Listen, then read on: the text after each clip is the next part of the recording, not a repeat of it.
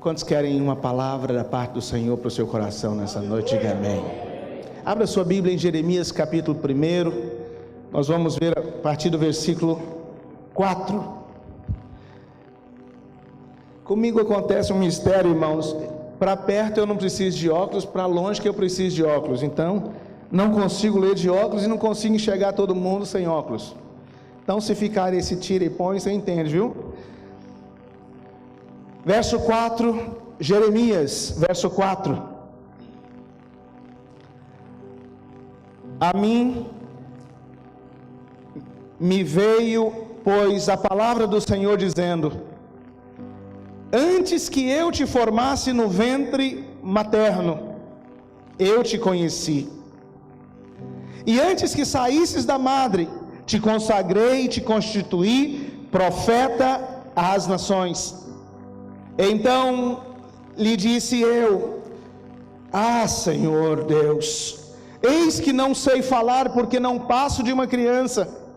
Mas o Senhor me disse: não digas não passo de uma criança, porque a todos a quem eu te enviar irás, e tudo quanto eu te mandar falarás. Não temas diante deles, porque eu sou contigo para te livrar, diz o Senhor. Depois estendeu o Senhor a mão, tocou-me na boca, e o Senhor me disse: eis que ponho na tua boca as minhas palavras. Olha que hoje te constituo sobre as nações, diga nações, e sobre os reinos, diga reinos, para arrancares e derribares, para destruíres e arruinares, e também para edificares e para plantares. Verso 11, veio ainda a palavra do Senhor dizendo: que vês tu, Jeremias? E respondi: vejo uma vara de amendoeira, diga vara de amendoeira. E disse-me o Senhor: viste bem, porque eu velo sobre a minha palavra para a cumprir. Posso ouvir um amém? Diga: o Senhor guarda, vigia. Diga: Ele está de sentinela. Diga: Ele cuida, Ele vela sobre a sua palavra para cumprir. Diga: cada uma de suas palavras liberadas sobre a minha vida, cada uma está de pé. Diga: nenhuma caiu por terra. Diga: antes, cada palavra profética, diga: cada sonho que Deus tem me dado está de pé, vai se cumprir, vai se cumprir. Diga amém. Aleluia. Por um instante diga: Senhor Jesus, eu estou com o coração aberto, fala comigo. Diga: dá-me revelação, luz, clareza, vida. Hoje, fala comigo pela tua palavra, através do teu Filho, pelo Espírito Santo. Amém. Jeremias é um dos profetas chamados profetas maiores da Bíblia. Temos 2 livros, Jeremias e Lamentações de Jeremias. Nesse momento Jeremias é novo, Jeremias é um jovem, e Jeremias está em um tempo difícil, no contexto político, no contexto econômico, no contexto histórico de Israel. Nós já sabemos que o primeiro grupo, o grupo de Israel, já foi levado cativo pelos assírios, e Jeremias está num contexto agora em Judá e a outra tribo, Benjamim. Deus, desde que introduziu o povo em Canaã, disse para eles: não adore os seus deuses, não se envolva com a idolatria do lugar, porque isso vai destruir vocês. Se vocês fizerem isso, se vocês se apartarem de mim, se vocês voltarem as costas para mim, Deus, incrível irmãos, Deus profetizou através de Moisés tudo isso lá em Deuteronômio. depois de 40 anos no deserto, nos últimos 6 meses de vida de Moisés, Deus adianta tudo, fala tudo. E no Velho Testamento a grande luta do povo de Israel é com a idolatria. A primeira parte de Israel, porque o reino se dividiu, foi levada cativo, e agora nós temos o povo judeu, o povo de Judá, e Jeremias faz parte desse contexto. Há um caos, há um medo, há uma carestia, há todo tipo e toda sorte de frieza espiritual. E de repente Deus levanta um jovem, e Deus começa a falar para esse jovem o que vai acontecer no tempo futuro, e Deus começa a falar para ele de coisas grandes. E naquele instante Jeremias, ele se amedronta, e ele fica de certa forma: Deus, isso eu tenho certeza que sou eu, é para mim, é de mim que o Senhor está falando. O Senhor começa dizendo que eu te conheci desde o ventre da sua mãe, eu te formei no ventre da sua mãe, e no ventre da sua mãe eu te constituí profeta às nações. Eu te conheço, Jeremias. Eu engendrei, eu planejei, eu preparei, eu arquitetei todo o contexto em que você viveu até hoje para esse tempo. Eu já te constituí profeta, eu já disse que você vai ser aquele que vai profetizar para as nações. E Jeremias diz, como nós lemos: Senhor, ai de mim, porque eu não passo de uma criança. O Senhor tem certeza de que está falando com a pessoa certa? Irmãos, quantas palavras proféticas tanto eu quanto você já recebemos. Palavras de que Deus vai nos usar, de que Deus vai nos levantar, de que Deus vai fazer através de nós, vai tocar a família, vai alcançar lá no trabalho, vai alcançar pessoas de forma assim tremenda. Quantos já receberam palavras dessa ordem, nessa direção? Faz assim, por favor, levanta a mão. Quantos de nós já teve tais palavras? E quantas vezes nós olhamos às vezes para nós e você fala assim: deve ser com outro, menos comigo. Deve ser de outro, menos de mim que Deus está falando. Fala para o irmão que está do seu lado: Deus não errou. Diga: Ele te conheceu ainda no ventre. Diga: no ventre Ele te constituiu para coisas grandes. Amém, querido? Diga glória a Deus. Quantas vezes nós temos recebido palavras poderosas e nós olhamos muitas vezes para nós e nós dizemos tudo menos isso, ou pode ser através de outro, menos de mim. Deus não errou, irmão. Deus não errou. Deus é aquele que olha para Gideão. Gideão está escondido aonde? Gideão, lá no contexto dos juízes, naquele tempo, depois de Josué, cerca de uns 300 anos, onde o povo se perde de tudo que recebera de Josué e de Moisés, toda a carga espiritual, toda a influência do poder, dos milagres, das maravilhas, tudo aquilo que viram, que experimentaram, que estava bem próximo a eles. E nos dias de Gideão, esse povo já perde a referência, e Gideão também é um deles, e ele está ali com medo. Onde que Gideão estava? A Bíblia diz que ele estava malhando trigo no lagar. Lagar era o lugar onde se pisoteava a uva para fazer vinho, mas ele estava escondido, malhando o trigo, pisando o trigo para, de certa forma, trabalhá-lo para moer. E Deus aparece e diz: salve, homem valente. É como se Gideão olhasse assim, estava só ele então vira assim e fala: tem alguém com quem que Deus está falando? Salve, homem valente. Senhor, o Senhor tem certeza que está falando comigo?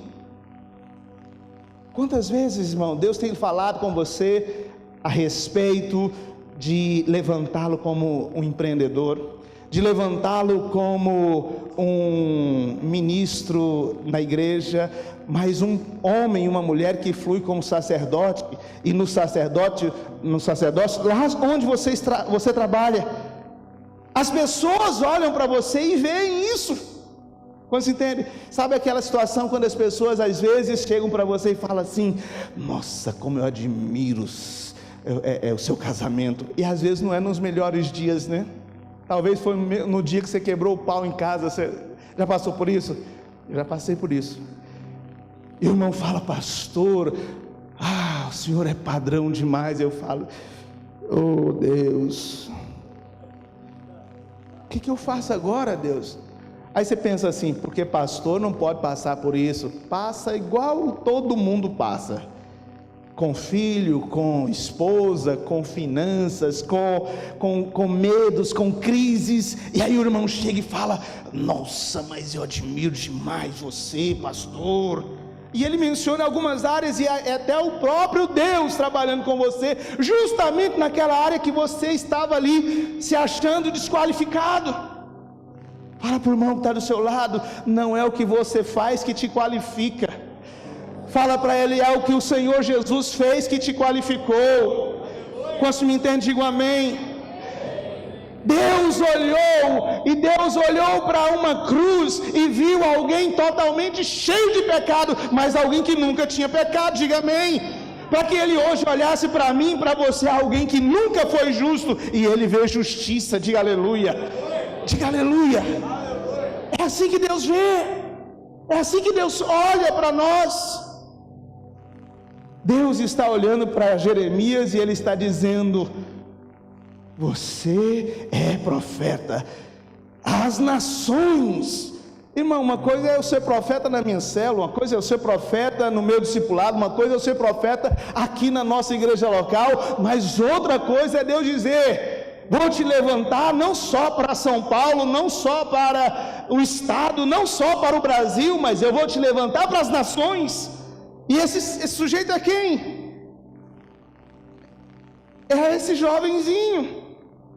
Jeremias era jovem nessa época, não diz a idade, mas talvez fosse bem novo, como Deus chamou o próprio Davi, o próprio Samuel. Jovem. Quantos jovens tem aqui? Diga amém. Eu fui chamado pelo Senhor aos 13 anos de idade, e aos 13 anos de idade, irmãos, o que eu tenho vivido hoje e o que eu ainda espero viver, Deus já havia me falado desde os 13 anos de idade. Eu era alguém que morava no interior de Goiás. Provavelmente a pastora Solange era de Goiás, que virou Tocantins, mas era lá bem no norte. Eu acho que eu era quase vizinho dela. Eu bem na beirinha depois do que virou Goiás, e ela também na beirinha do que se tornou Tocantins. Lá, quando eu mudei de Goiânia para o sul e depois para cá, para São Paulo, é aquilo que às vezes eu conto para os irmãos. Eu não ouço falar muita coisa do meu estado, da minha cidade. Na verdade, ela não existe. Ela não existe, não tem nada, uma notícia de corrupção, alguma coisa assim espetacular sai, porque mesmo que seja uma grande corrupção, num lugar pequenininho não vai fazer diferença. Você está me entendendo? Mas lá, eu me converti numa igreja de poder de Deus. Eu me converti na igreja quadrangular. Lá na década de 80, estava encerrando o ciclo do que Deus levantou essa igreja no mundo, através das cruzadas em tendas, em circos. O pastor que me ganhou para Jesus era um homem de tanta fé, pastor Dênio, que quando ele começou lá na minha cidade, era simplesmente, ele foi para assumir o lugar de um outro obreiro que estava lá, E naqueles dias que ele assumiu, era mais ou menos um salão que dava metade desse palco, onde se reunia a igreja. Quando aquele homem de 23 anos, que foi para a minha cidade, por causa do emprego da esposa no Banco Bradesco, e ele foi, porque ela foi transferida, e ele assumiu essa congregação, de imediato, logo em seguida, quando esse homem chegou, no contexto que eu estou te falando daquela igreja, naquele mover do avivamento de Aimee Semple McPherson, quando poucas semanas depois de reunir nesse salão que era do tamanho desse metade do palco, ele já alugou. Naquele tempo os missionários eram, eu não sei se era naquele tempo, não tinha muito recurso, está muito parecido ainda com hoje, parece que é sempre assim, não tem muito dinheiro assim exatamente quando vai se começar. Ele alugou um terreno baldio, baita terreno, que aí sim, talvez dava uns 2 desse aqui, porque aquelas cidades do interior bem grandes os terrenos, e ele desafiou um grupo de pessoas que estavam simpatizantes lá com o trabalho, e levou esse pessoal para uma fazenda de alguém também que estava frequentando esse trabalho, e lá eles tiraram madeira, levantaram uma tenda, um barracão em todo o terreno, que devia caber umas 500 pessoas, e cobriram com lona preta. Foi nesse contexto que eu nasci de novo. Amém? Amém? E nesse contexto, eu jamais vi tantos milagres e tantas coisas, que eu falava, que é isso? Que coisa, irmãos, eu até com meus 13 para 14 anos, eu ia para o culto, na verdade, porque eu gostava de ver, esse pastor um dia falou, hoje nós não vamos fazer aqui debaixo da tenda, da lona preta, não, nós vamos fazer no meio da rua, numa encruzilhada, e ele jejuou 3 dias, e fez uma sexta-feira lá, era o desafio, isso lá em 83, 84, e eu atrás dele, porque eu achava que ele era o meu herói, e eu atrás dele olhando para todo lado, o que ele fazia e como ele fazia, e ele botava a mão na cabeça de um. Irmãos, eu nunca vi tantas pessoas possessas no meio do asfalto, aquela coisa meio assim, e só ele, não tinha uma equipe, e pegou assim, de tal forma que eu estava atrás e tal, assim, vendo, né, porque eu era fascinado por ver Deus movendo na vida dele, e de repente ele virou a mão para trás e botou a mão na minha cabeça, e eu caí por terra, possesso, como se eu dissesse, não, em mim não, mas aí eu e a minha família nos convertemos todos, nesse contexto, e nesse contexto, ali, debaixo daquela tenda de lona preta, depois esse irmão foi para um outro lugar ainda mais desafiador. Naquela época, já em 84, 85, Deus estava movendo naquela cidadezinha de 35 mil habitantes, com reuniões que juntavam 1000 pessoas. Você pode conceber isso? E lá naquele contexto sem uma referência, porque eu não sabia do que eu sei hoje, não tinha os recursos, não que eu os tenha hoje, mas recursos de visão, de conhecimento, de aprendizado, não tinha, mas lá, Deus falou comigo, aquilo que hoje às vezes eu fico vendo, e eu fico meditando e dizendo, ainda lá, quando não tinha condições, quando jamais eu pensaria em fazer e ser qualquer coisa, essa palavra se cumpriu na minha vida. Eu te conheci desde a barriga da sua mãe, e antes que você saísse da madre, eu te constituí profeta às nações. Presta atenção, você é um profeta. Você é um profeta lá no seu trabalho, você é um profeta lá na escola que você estuda, naquela sala de 30, 40 pessoas, alunos, colegas, você é um profeta. O que você falar ali, Deus quer cumprir, Deus quer fazer. O que acontece muitas vezes conosco? Nós olhamos no natural, mas é Deus quem faz. E Deus já, irmãos, porque de certa forma todos nós, como também fora com Jeremias, todos nós não tínhamos condições de sermos usados por Deus. Desde o Éden, quando o homem caiu, ninguém tinha condições, mas Deus, por iniciativa totalmente dele, porque ninguém tem mérito sobre isso, Ele veio. A Bíblia diz que Ele começou a enviar desde o Éden a palavra profética que Ele traria uma semente da mulher.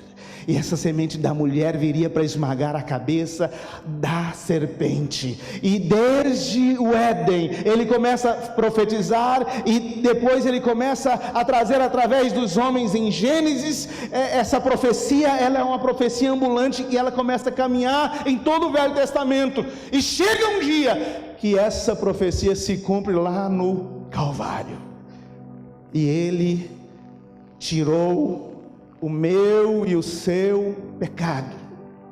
Nós vemos aqui que Jeremias se achava desqualificado. Senhor, eu não passo de uma criança. Mas a palavra diz que de repente o Senhor tocou-lhe nos lábios e de repente o purificou. Presta atenção, o que Deus quer fazer e vai fazer não é algo que você possa fazer, mas também existe algo que Deus quer fazer, que sem você, Ele não pode fazer. Quantos me entendem? Diga amém. Quem é que vai ser o canal e o instrumento para falar dentro da sua casa?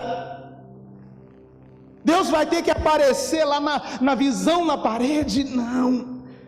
Ele quer usar você. Aí você diz, mas pastor, eu não tenho qualificação. Presta atenção, você está em Cristo. Amém. Se você está em Cristo, já foi resolvido o que? A condição de pecador. Você hoje é um ex-pecador. Você agora é um pecador remido. Você é um pecador que o pecado já foi pago. Quantos me entendem? Digo amém. É como se alguém que fosse um detento, mas que o crime já foi punido e o crime já cumpriu. Ou seja, o crime já foi pago. Eu um dia fui, mas agora eu não sou. Quantos me entendem? Digo amém. Eu e você hoje, por causa de Cristo, estamos qualificados, por causa dele, porque nós nos tornamos a justiça de Deus em Cristo Jesus. Posso ouvir um amém? Você é um profeta. Não permita que o diabo te intimide. Não permita que você olhe para si e se paralise. Olhe para o Senhor. Toda vez que o pecado que talvez você pratique, a fraqueza que talvez ou que porventura, e que cada um de nós sabe que tem. Quanto sabe que tem fraqueza em si? Diga amém. Mas não olhe para ela, olhe para Cristo. O diabo, o papel dele é levar você a olhar para si.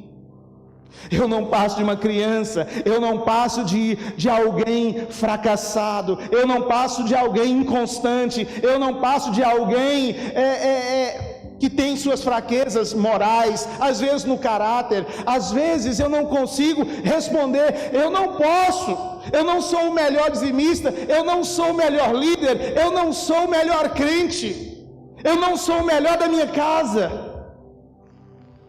O diabo quer fazer eu e você ficarmos olhando para nós, mas hoje eu quero dizer, olha para Cristo, porque tudo que Ele é, você também se tornou. Diga amém, diga amém, diga, o pecado que era meu, foi colocado sobre Ele, diga, a justiça dEle, foi posta sobre mim, diga aleluia, diga, eu sou a justiça de Deus em Cristo, diga, eu fui totalmente justificado, diga, e hoje eu vivo pela fé, diga, o justo, diga, eu sou justo, diga, eu vivo pela fé.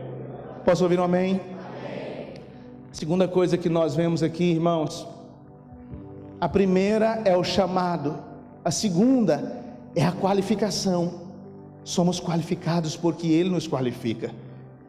A terceira coisa, eu quero falar, e a gente vai orar em seguida, é que no versículo 11, mais uma vez, veio ainda a palavra do Senhor dizendo: que vês tu, Jeremias? Jeremias, o que é que você está vendo? E eu respondi: eu vejo uma vara de amendoeira.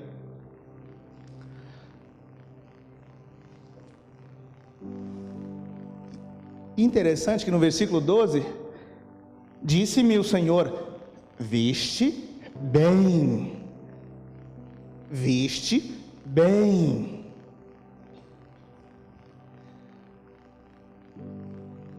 A vara de amendoeira foi uma visão. Do que nos fala a vara de amendoeira?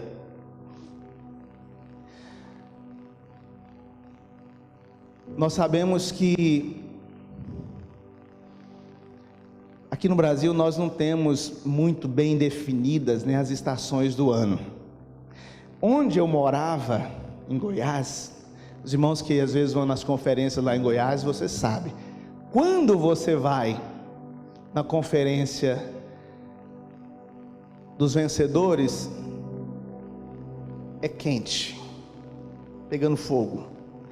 Quando as irmãs vão na conferência em junho, no Corpus Christi, alguém já foi na conferência dos Kids em Goiânia aqui? Alguém já foi em Goiânia mais ou menos no primeiro semestre? Só tem duas estações: ou é quente ou é frio, ou é seca ou é chuva. Então a chuva começa por volta de novembro e vai até março. Aí depois começa a seca. Aí tem uma seca maio, junho e julho que esfria, e depois disso, agosto em diante, meu Deus, você vive clima de deserto. Lá eu muito menos poderia compreender essas coisas. Já aqui em São Paulo nós temos algo bem diferente. Nós temos 4 estações num dia só. E basicamente, volta e meia, quase mais minha esposa, a mulher, os irmãos sabem que é fisiológico, sente mais frio, e volta e meia ela é pega nessa estação, ou seja, nesse contexto aí de 4 estações num dia só. Agora, que dia foi, amor? Foi ontem os irmãos, ontem fez frio à noitinha? Se eu não sei, nós estávamos lá em Cotia, nós fomos num casamento, e nós saímos de casa, estava quente. Quando nós chegamos lá, estava quase que de bater o queixo. Isso num período assim de 2 horas, o negócio esfriou. Por que eu estou falando isso? Porque lá, no contexto bíblico, as estações eram muito bem definidas. Então, outono, inverno, primavera, verão. E você sabe que quando chega realmente o outono, as folhas caem e entra o inverno. Lá no sul, morei no Rio Grande do Sul, em Porto Alegre, nós tínhamos uma parreira na nossa garagem, e era incrível isso, irmãos, porque realmente no inverno secava-se tudo, ficava só aquela estrutura armada, seca, preta. Era uma, não lembro que uva era uma uva bem pequenininha, bem joia. E ela dava, a parreira era exatamente onde eu fazia para entrar na minha garagem. Então a minha garagem era a parreira, e ficava só aqueles galhos estendidos em cima da parreira. Os irmãos sabem que a parreira é só a estrutura que segura a videira. Quantos me entendem? Digo amém. Então, parreira é só a estrutura. E ficava então aquela coisa seca, só os galhos secos. Lá no sul é bem distinto também as 4 estações. Nesse contexto aqui da Bíblia, muito parecido com o sul, a amendoeira é a primeira das árvores que floresce. O inverno terminou, é quase que automático.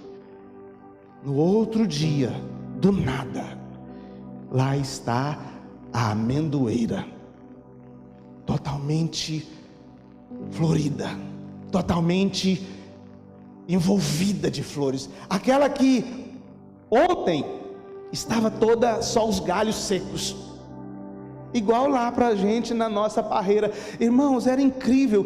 Começava a primavera, o pé de uva floria todo, e eu pensava, eu fiquei nessa casa por 2 ou 3 anos, e era sempre assim. E no primeiro ano eu cheguei, estava terminando a carga da uva, de repente secou tudo. Eu falei, o que aconteceu?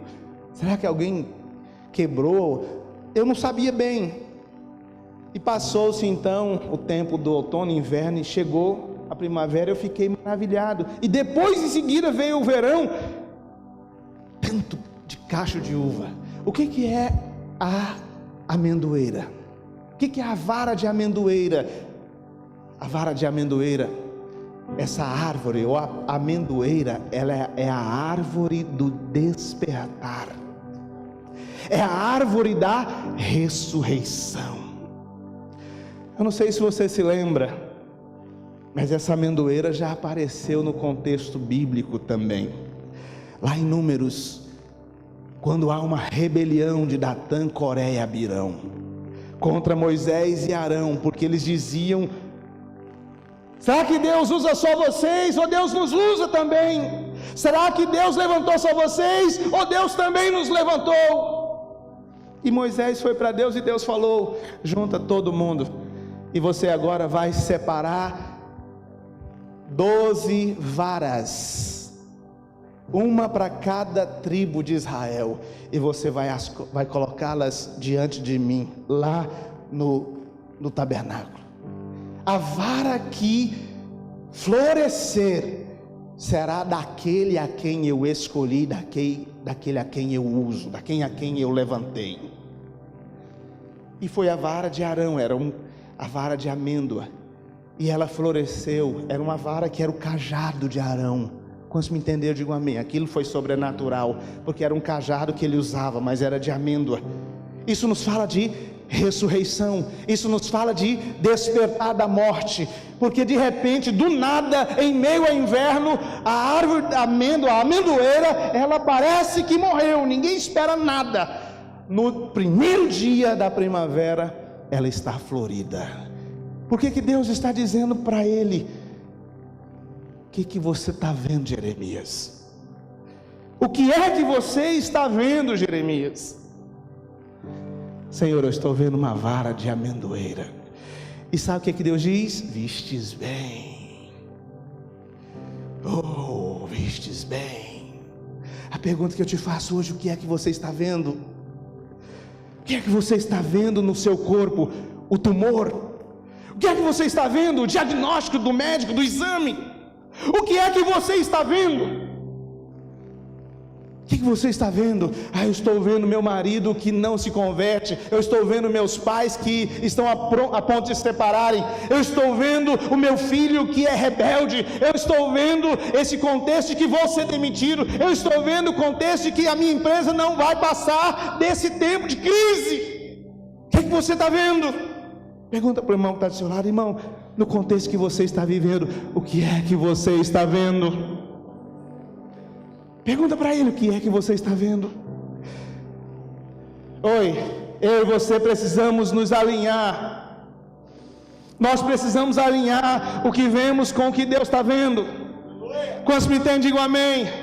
Deus estava olhando para um jovenzinho e estava dizendo: você é um profeta, e eu não estou vendo. Deus estava olhando para alguém como eu, com 13 anos de idade. Ouça, por favor, com 13 anos de idade, na minha família tinham 4 casamentos em processo de divórcio. Na minha família, a minha mãe estava com tuberculose naquela época. O meu irmão, 2 antes de mim, estava envolvido com maconha e cocaína e tentando suicídio com roleta russa quando ficava embriagado.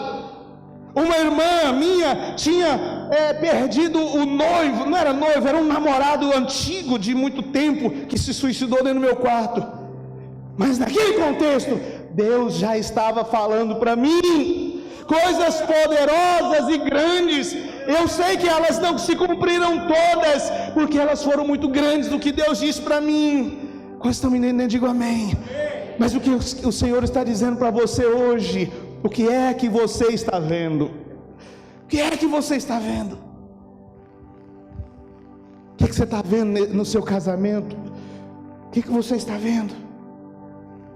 Você que está procurando engravidar, ter filho, o que é que você está vendo?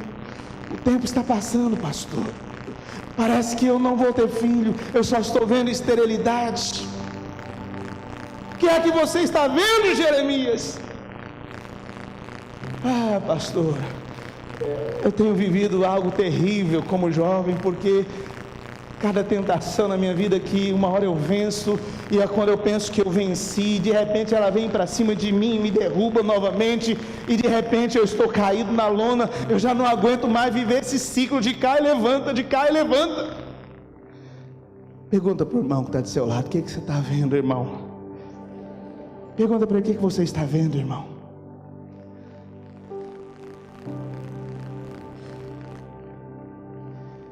Eu estou vendo a vara de amendoeira.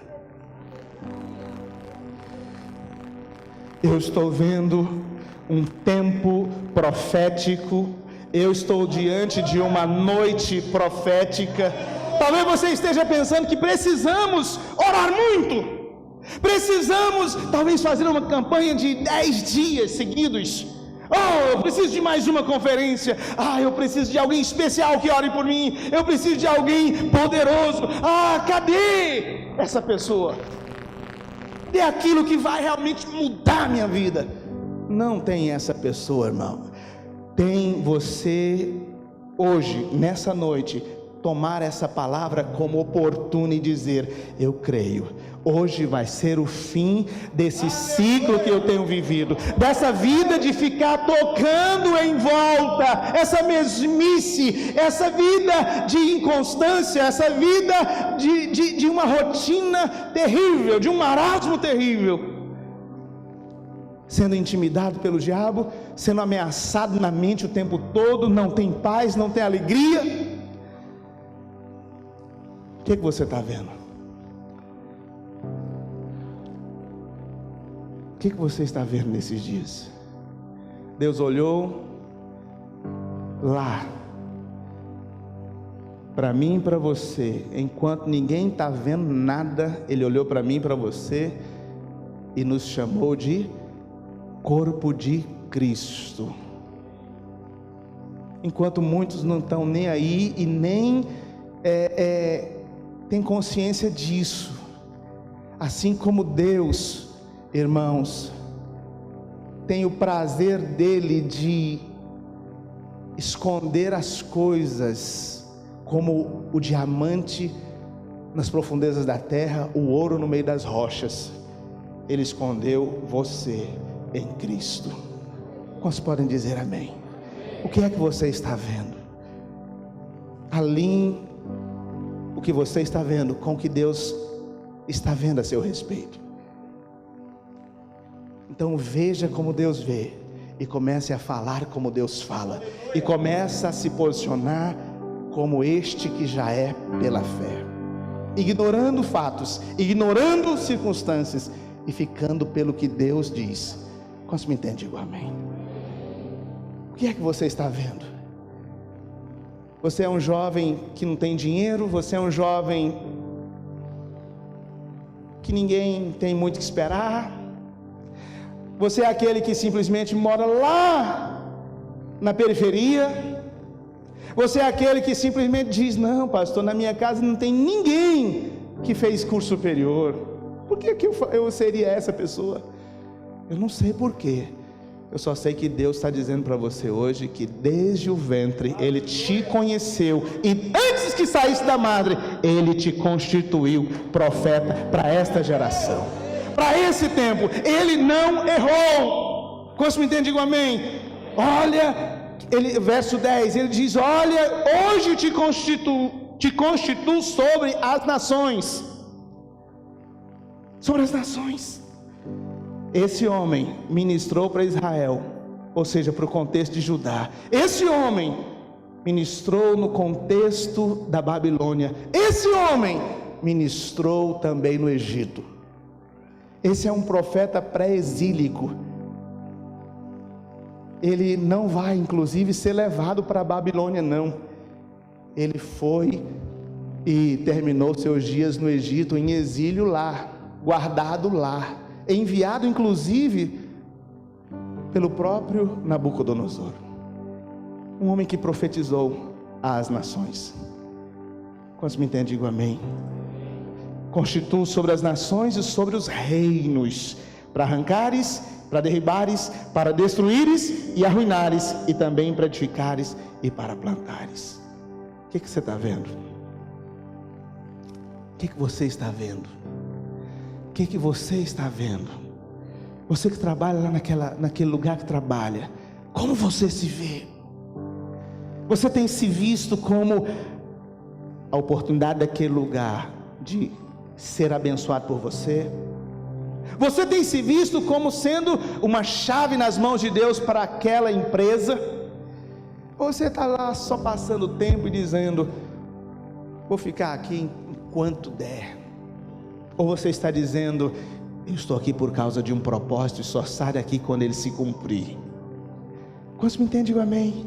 Eu sou profeta que Deus levantou e me ungiu para estar onde eu estou, para edificar, para estabelecer, para liberar palavras que mudam destino de famílias, de pessoas para a eternidade. Entende? Diga amém.